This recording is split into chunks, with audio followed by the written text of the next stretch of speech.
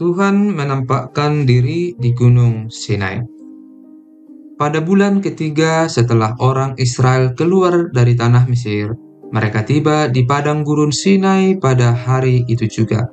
Setelah mereka berangkat dari Rafidim, tibalah mereka di padang gurun Sinai, lalu mereka berkemah di padang gurun. Orang Israel berkemah di sana di depan gunung itu.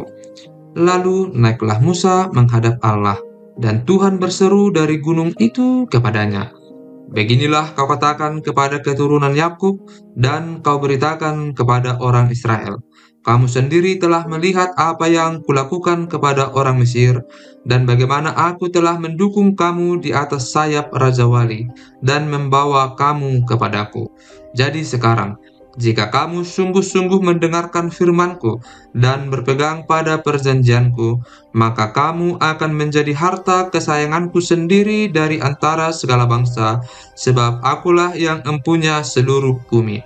Kamu akan menjadi bagiku kerajaan imam dan bangsa yang kudus.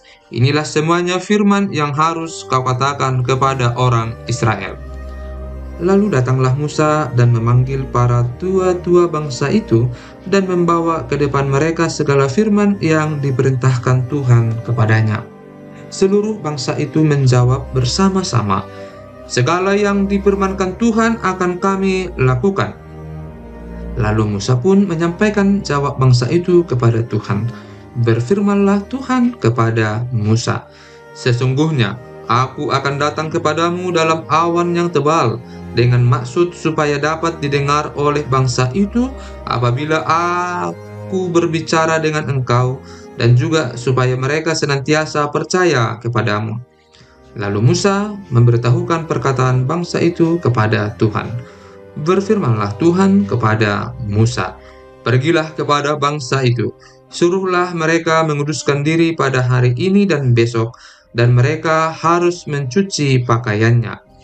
Menjelang hari ketiga, mereka harus bersiap, sebab pada hari ketiga Tuhan akan turun di depan mata seluruh bangsa itu di Gunung Sinai. Sebab itu, haruslah engkau memasang batas bagi bangsa itu berkeliling sambil berkata, 'Jagalah baik-baik, jangan kamu mendaki gunung itu atau kena kepada kakinya, sebab siapapun yang kena kepada gunung itu, pastilah ia dihukum mati. Tangan seorang pun tidak boleh merabanya, sebab pastilah ia dilempari dengan batu atau dipanahi sampai mati. Baik binatang, baik manusia, ia tidak akan dibiarkan hidup. Hanya apabila sangkakala berbunyi panjang, barulah mereka boleh mendaki gunung itu.' Lalu turunlah Musa dari gunung mendapatkan bangsa itu. Disuruhnyalah bangsa itu menguduskan diri dan mereka pun mencuci pakaiannya. Maka kata Musa kepada bangsa itu, 'Bersiaplah menjelang hari yang ketiga, dan janganlah kamu bersetubuh dengan perempuan.' Dan terjadilah pada hari ketiga, pada waktu terbit fajar, ada guruh dan kilat dan awan padat di atas gunung, dan bunyi sangkakala yang sangat keras, sehingga gemetarlah seluruh bangsa yang ada di perkemahan. Lalu Musa membawa bangsa itu keluar dari perkemahan untuk menjumpai Allah, dan berdirilah mereka pada kaki gunung. Gunung Sinai ditutupi seluruhnya dengan asap, karena Tuhan turun ke atasnya dalam api. Asapnya membubung seperti asap dari dapur, dan seluruh gunung itu gemetar sangat. Bunyi sangkakala kian lama kian keras. Berbicaralah Musa, lalu Allah menjawabnya dalam guru. Lalu turunlah Tuhan ke atas gunung Sinai, ke atas puncak gunung itu. Maka Tuhan memanggil Musa ke puncak gunung itu, dan naiklah Musa ke atas. Kemudian Tuhan berfirman kepada Musa, "Turunlah, peringatkanlah kepada bangsa itu, supaya mereka jangan menembus mendapatkan Tuhan hendak melihat-lihat, sebab tentulah banyak dari mereka akan binasa. Juga para imam yang datang mendekat kepada Tuhan, haruslah menguduskan dirinya, supaya Tuhan jangan melanda mereka."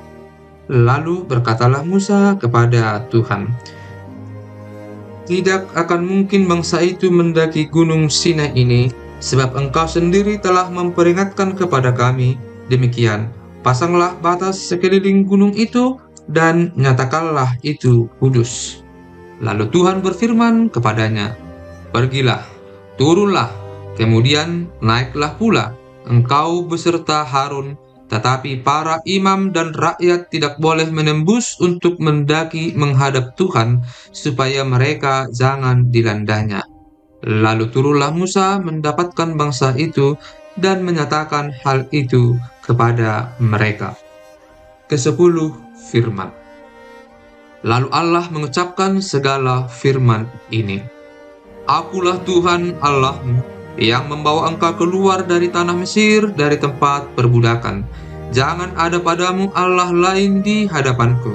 Jangan membuat bagimu patung yang menyerupai apapun yang ada di langit di atas, atau yang ada di bumi di bawah, atau yang ada di dalam air di bawah bumi. Jangan sujud menyembah kepadanya atau beribadah kepadanya, sebab aku, Tuhan Allahmu, adalah Allah yang cemburu, yang membalaskan kesalahan bapa kepada anak-anaknya, kepada keturunan yang ketiga dan keempat dari orang-orang yang membenci aku. Tetapi aku menunjukkan kasih setia kepada beribu-ribu orang, yaitu mereka yang mengasihi aku dan yang berpegang pada perintah-perintahku. Jangan menyebut nama Tuhan Allahmu dengan sembarangan, sebab Tuhan akan memandang bersalah orang yang menyebut namanya dengan sembarangan. Ingatlah dan kuduskanlah hari Sabat. 6 hari lamanya engkau akan bekerja dan melakukan segala pekerjaanmu. Tetapi hari ke-7 adalah hari Sabat Tuhan Allahmu, maka jangan melakukan sesuatu pekerjaan. Engkau atau anakmu laki-laki, atau anakmu perempuan, atau hambamu laki-laki, atau hambamu perempuan, atau hewanmu, atau orang asing yang di tempat kediamanmu. Sebab 6 hari lamanya Tuhan menjadikan langit dan bumi, laut dan segala isinya, dan ia berhenti pada hari ke-7. Itulah sebabnya Tuhan memberkati hari Sabat dan menguduskannya. Hormatilah ayahmu dan ibumu, supaya lanjut umurmu di tanah yang diberikan Tuhan Allahmu kepadamu. Jangan membunuh, jangan berzina, jangan mencuri, jangan mengucapkan saksi dusta tentang sesamamu, jangan mengingini rumah sesamamu, jangan mengingini istrinya, atau hambanya laki-laki, atau hambanya perempuan, atau lembunya, atau keledainya, atau apapun yang dipunyai sesamamu.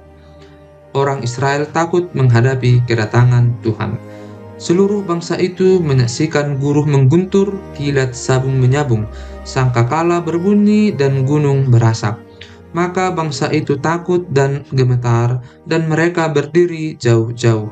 Mereka berkata kepada Musa, "Engkaulah berbicara dengan kami, maka kami akan mendengarkan. Tetapi janganlah Allah berbicara dengan kami, nanti kami mati." Tetapi Musa berkata kepada bangsa itu, "Janganlah takut, sebab Allah telah datang dengan maksud untuk mencoba kamu, dan dengan maksud supaya takut akan Dia ada padamu, agar kamu jangan berbuat dosa." Adapun bangsa itu berdiri jauh-jauh, tetapi Musa pergi mendekati embun yang kelam di mana Allah ada. Peraturan tentang kebaktian. Lalu berfirmanlah Tuhan kepada Musa, "Beginilah kau katakan kepada orang Israel, kamu sendiri telah menyaksikan bahwa aku berbicara dengan kamu dari langit. Janganlah kamu membuat di sampingku Allah perak, juga Allah emas, janganlah kamu buat bagimu. Kau buatlah bagiku mezbah dari tanah, dan persembahkanlah di atasnya korban bakaranmu dan korban keselamatanmu, kambing dombamu dan lembu sapimu, pada setiap tempat yang kutentukan menjadi tempat peringatan bagi namaku. Aku akan datang kepadamu dan memberkati engkau. Tetapi jika engkau membuat bagiku mezbah dari batu, maka jangan engkau mendirikannya dari batu pahat, sebab apabila engkau mengerjakannya dengan beliung, maka engkau melanggar kekudusannya. Juga jangan engkau naik tangga ke atas ke mezbahku, supaya auratmu jangan kelihatan di atasnya. Tentang hak budak Ibrani. Inilah peraturan-peraturan yang harus kebawa ke depan mereka. Apabila engkau membeli seorang budak Ibrani, maka haruslah ia bekerja padamu 6 tahun lamanya. Tetapi pada tahun yang ketujuh ia diizinkan keluar sebagai orang merdeka dengan tidak membayar tebusan apa-apa. Jika ia datang seorang diri saja, maka keluar pun ia seorang diri. Jika ia mempunyai istri, maka istrinya itu diizinkan keluar bersama-sama dengan dia. Jika tuannya memberikan kepadanya seorang istri dan perempuan itu melahirkan anak-anak lelaki atau perempuan, maka perempuan itu dengan anak-anaknya tetap menjadi kepunyaan tuannya, dan budak laki-laki itu harus keluar seorang diri. Tetapi jika budak itu dengan sungguh-sungguh berkata, "Aku cinta kepada tuanku, kepada istriku, dan kepada anak-anakku. Aku tidak mau keluar sebagai orang merdeka," maka haruslah tuannya itu membawanya menghadap Allah, lalu membawanya ke pintu atau ke tiang pintu, dan tuannya itu menusuk telinganya dengan penusuk, dan budak itu bekerja pada tuannya untuk seumur hidup. Apabila ada seorang menjual anaknya yang perempuan sebagai budak, maka perempuan itu tidak boleh keluar seperti cara budak-budak lelaki keluar. Jika perempuan itu tidak disukai tuannya yang telah menyediakannya bagi dirinya sendiri, maka haruslah tuannya itu mengizinkan ia ditebus. Tuannya itu tidak berhak untuk menjualnya kepada bangsa asing karena ia memungkiri janjinya kepada perempuan itu. Jika tuannya itu menyediakannya bagi anaknya laki-laki, maka haruslah tuannya itu memperlakukannya seperti anak-anak perempuan berhak diperlakukan. Jika tuannya itu mengambil perempuan lain, ia tidak boleh mengurangi makanan perempuan itu, pakaiannya, dan persetubuhan dengan dia. Jika tuannya itu tidak melakukan ketiga hal itu kepadanya, maka perempuan itu harus diizinkan keluar dengan tidak membayar uang tebusan apa-apa. Peraturan tentang jaminan nyawa sesama manusia. Siapa yang memukul seseorang sehingga mati, pastilah ia dihukum mati. Tetapi jika pembunuhan itu tidak disengaja, melainkan tangannya ditentukan Allah melakukan itu, maka aku akan menunjukkan bagimu suatu tempat kemana ia dapat lari. Tetapi apabila seseorang berlaku angkara terhadap sesamanya, hingga ia membunuhnya dengan tipu daya, maka engkau harus mengambil orang itu dari mezbahku, supaya ia mati dibunuh. Siapa yang memukul ayahnya atau ibunya, pastilah ia dihukum mati. Siapa yang menculik seorang manusia, baik ia telah menjualnya, baik orang itu masih terdapat padanya, ia pasti dihukum mati. Siapa yang mengutuki ayahnya atau ibunya, ia pasti dihukum mati. Apabila ada orang bertengkar dan yang seorang memukul yang lain dengan batu atau dengan tinjunya, sehingga yang lain itu memang tidak mati, tetapi terpaksa berbaring di tempat tidur, maka orang yang memukul itu bebas dari hukuman. Jika yang lain itu dapat bangkit lagi dan dapat berjalan di luar dengan memakai tongkat, hanya ia harus membayar kerugian orang yang lain itu karena terpaksa menganggur dan menanggung pengobatannya sampai sembuh. Apabila seseorang memukul budaknya laki-laki atau perempuan dengan tongkat sehingga mati karena pukulan itu, pastilah budak itu dibalaskan. Hanya jika budak itu masih hidup sehari dua, maka janganlah dituntut belanya, sebab budak itu adalah miliknya sendiri. Apabila ada orang berkelahi dan seorang dari mereka tertumbuk kepada seorang perempuan yang sedang mengandung sehingga keguguran kandungan, tetapi tidak mendapat kecelakaan yang membawa maut, maka pastilah ia didenda sebanyak yang dikenakan oleh suami perempuan itu kepadanya, dan ia harus membayarnya menurut putusan hakim. Tetapi jika perempuan itu mendapat kecelakaan yang membawa maut, maka engkau harus memberikan nyawa ganti nyawa, mata ganti mata, gigi ganti gigi, tangan ganti tangan, kaki ganti kaki, lecur ganti lecur, luka ganti luka, bengkak ganti bengkak.